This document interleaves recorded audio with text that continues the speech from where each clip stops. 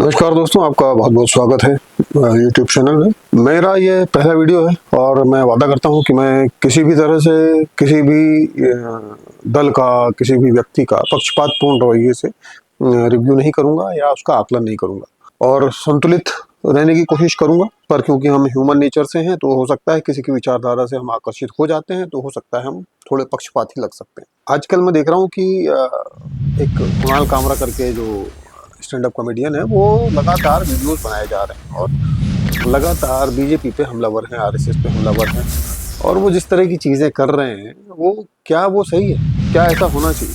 और अक्सर मैं देख रहा हूँ कि ये बातें बहुत चल रही हैं कि सत्ता पक्ष से सवाल कीजिए, सत्ता पक्ष से सवाल कीजिए। ठीक है, ये आपकी सारी बातें ठीक है, सत्ता पक्ष से सवाल कीजिए, लेकिन वो भी एक लिमिट में रहकर ही करना चाहिए। मुझे नहीं लगता कि उसके लिए ओछेपन पे आने की ज़रूरत है।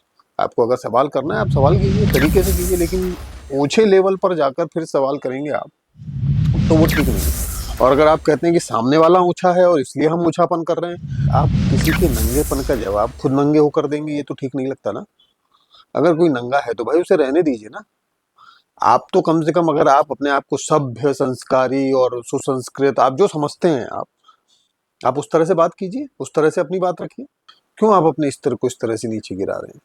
ये जो वीडियो है, ये किसी सरकार का बचाव करने के लिए नहीं है, किसी सरकारी पक्ष को रखने की कोशिश नहीं कर रहा है। ये सिर्फ एक सवाल उठा रहा है कि क्या हर बार सत्ता से टकराना सही है? और क्या ये एक चलन नहीं बन गया है? क्या ये सही है जो लोग ख्याति प्राप्त करना चाहते हैं वो सरकार पर कीचड़ उछाल देते हैं और उनसे सवाल करते हैं? ये तो एक चलन बन गया है।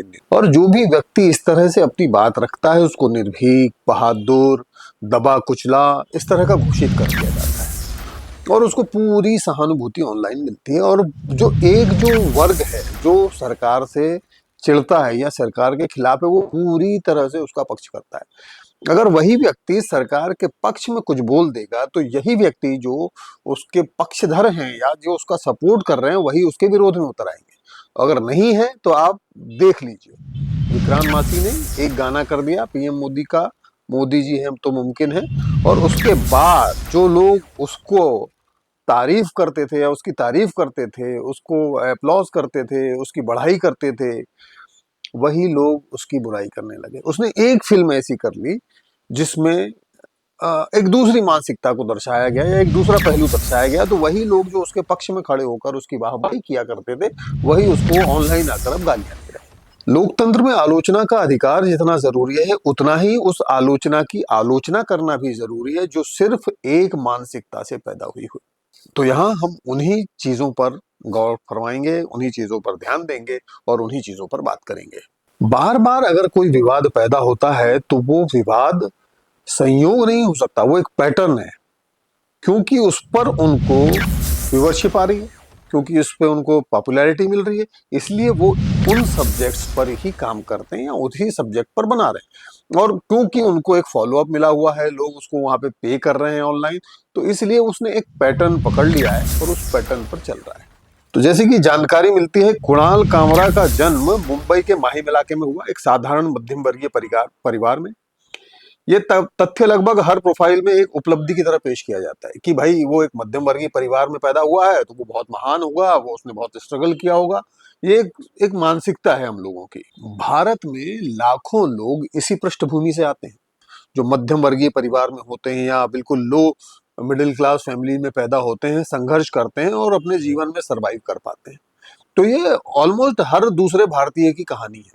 तो इसमें कुछ ऐसा आकर्षित होने वाली बात नहीं कि कुणाल कामरा ने एक मध्यम वर्गीय परिवार में जन्म लिया इसलिए वो बड़े महान हैं। गौर करने वाली बात यह है कि कुणाल का कॉलेज अधूरा रह गया। इसको लोग थोड़ा सा रोमांटिसाइज कर सकते हैं कि कुणाल कामरा जो है अधूरी शिक्षा होने के बावजूद भी देखिए कितना प्रबुद्ध है, कितना इंटेलिजेंट है। अब जो ऑनलाइन जो चीजें दिखा रही हैं, कॉलेज छोड़ना भारत में असामान्य नहीं है, हर दूसरा तीसरा व्यक्ति ऐसा ही है जो पढ़ाई पूरी नहीं कर पाता। अब इनके रीजंस क्या रहे होंगे ये तो वही है।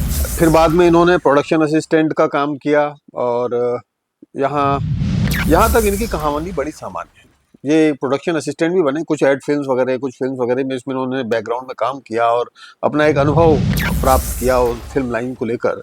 2013 में इन्होंने स्टैंड अप कॉमेडी शुरू की। तो इनका जो पहले कंटेंट बनता था रिश्ते नाते, ऑफिस का अनुभव, इस तरह की चीज़ों पर ही बड़ी छोटे-छोटे कंटेंट बनाया करते थे। और कई बार क्या होता है कि कई प्रबुद्ध वर्ग जब एक चीज़ का विरोध कर रहे होते हैं, तो हम भी उसी लाइन में अपने आप को प्रबुद्ध दिखाने के लिए खड़े हो जाते हैं कि हम भी बहुत समझदार हैं, तो आप हमको भी समझदार मानिए। और कहीं न कहीं, किसी न किसी हद तक वो सफल भी हो गए। और कुणाल ने धीरे-धीरे न्यूज़ चैनल्स, पॉलिटिक्स और इन सब चीज़ों को मुद्दा बनाकर अपना कॉमेडी एक्ट शुरू किया और कहीं न कहीं ये लोगों को पसंद भी आया और उन्होंने अपना वो पैटर्न वहाँ से शुरू कर दिया।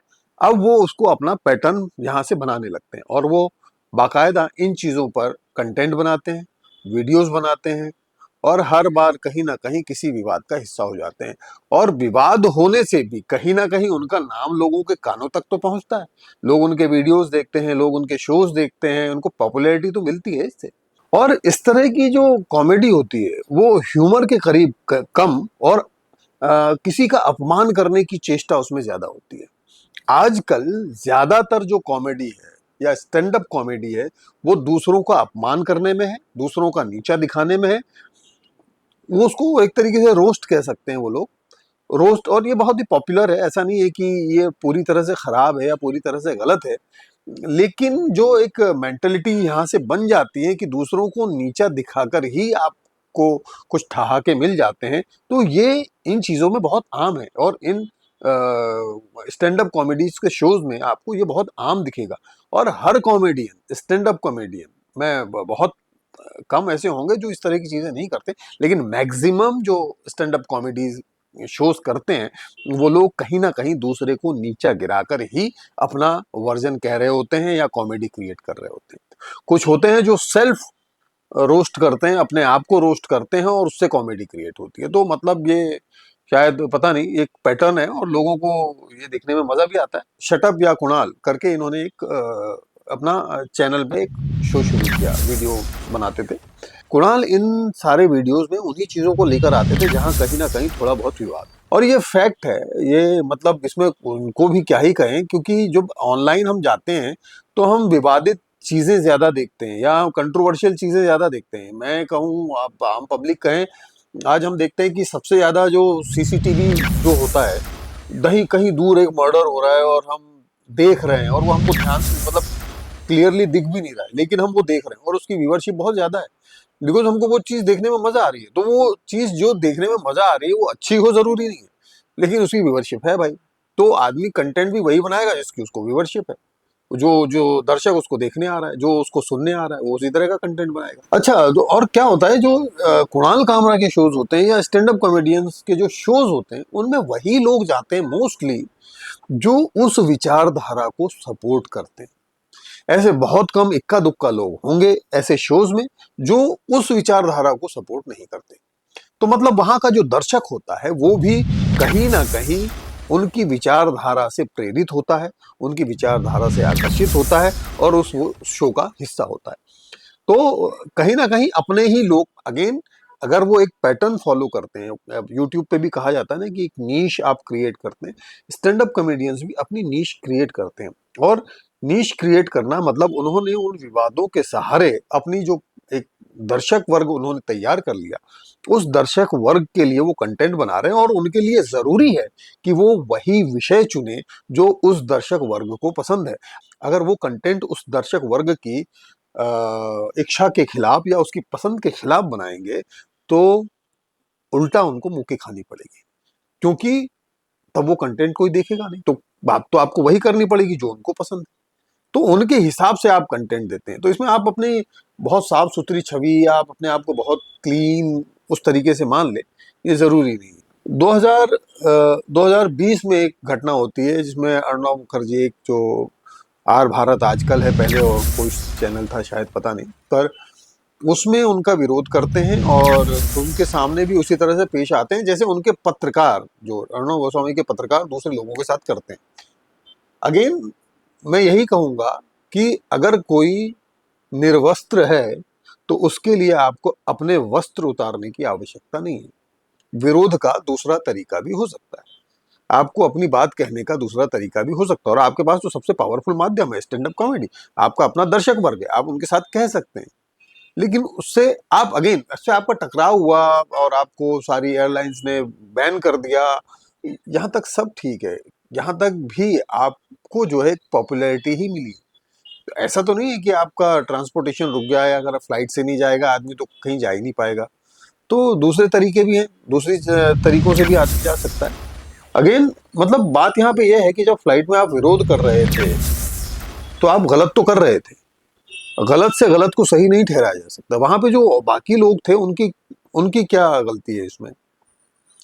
आपका वैचारिक मतभेद अर्णव गोस्वामी से था, शायद उनको बाकी के जो लोग बैठे हैं उनको नहीं हो, उन लोगों ने कुछ ऐसा नहीं किया, लेकिन क्योंकि आपको एक मौका मिला और आपने वहां पर वो ड्रामा किया, उस ड्रामे से डेफिनेटली आपको बहुत पॉपुलैरिटी मिली है। आप बड़े लेवल पे डिस्कस किए गए, हर पार्टी जो विपक्ष में है उन सबकी नजर आप पर गई, वो सब नजरें आपके ऊपर गई जो अर्णव गोस्वामी को पसंद नहीं करते। या आपका एक फॉर्मूला ही समझा जाएगा, एक पैटर्न ही समझा जाएगा, आपने एक कदम और आगे बढ़कर इस काम को किया। भारत में जब मी टू मूवमेंट चला तो ये खबर बहुत सारे सोशल मीडिया पोस्ट में नजर आती है। मैं इसको किसी आधिकारिक रूप से नहीं कह रहा हूं, लेकिन ये दबी छुपी बहुत सारी खबरें और जो सोशल साइट्स पर पोस्ट की गई हैं उसमें ये है कि किसी का उत्पीड़न हुआ था किसी महिला का, और ये बात कुणाल कामरा जानते थे और उन्होंने उसका तब विरोध नहीं किया। अच्छा, ये विरोध किया नहीं किया, उत्पीड़न हुआ नहीं हुआ, ये बात कितनी सच है कितनी झूठ है मुझे नहीं पता, लेकिन ये ऑनलाइन ये खबरें अवेलेबल हैं। अगर आप गूगल करेंगे, अगर आप थोड़ी सी डीप रिसर्च करेंगे तो ये चीजें आपके सामने रेडिट वेडिट और फेसबुक वगैरह जैसे पोस्ट पर निकल कर आ जाएंगी, जहां पे कुणाल कामरा ने इस चीज का विरोध नहीं किया।